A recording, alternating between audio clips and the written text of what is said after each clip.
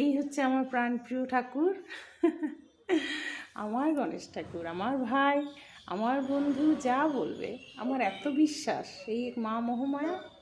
আর এই যে আমরা পুজো দিয়েছিলাম, আমার কাকু পুজো করছেন, খুব ভালো পুজো করে। পুজোরও কিছু কথা আমি বলবো, তবে এনাকে করে, এই বাবাকে করে আমি গণেশ ঠাকুরকে এতই পেয়েছি, তুলনাই হয় না। যেটাই পেয়েছি আমার কাছে অনেক, হয়তো পরিমাণে অনেকটা কম, কিন্তু আমার কাছে অনেক। খুবই ভালো পুজো করে। আর দিদিকে দিয়ে একটু সামান্য আনানো, আর আমি ভিডিওটা করেছি। পুজোটা এত সুন্দর করে, আর মানে তুলনাই হয় না। তবে একটা জিনিস ভালো লাগে, যেটা আপনারাও জানেন কি না জানি না, বাবা গণেশকে সিঁদুর পরাবার সময় বা জবা ফুল মাথায় দেওয়ার সঙ্গে সঙ্গে শুধু মা দুর্গার মন্ত্রই বলে।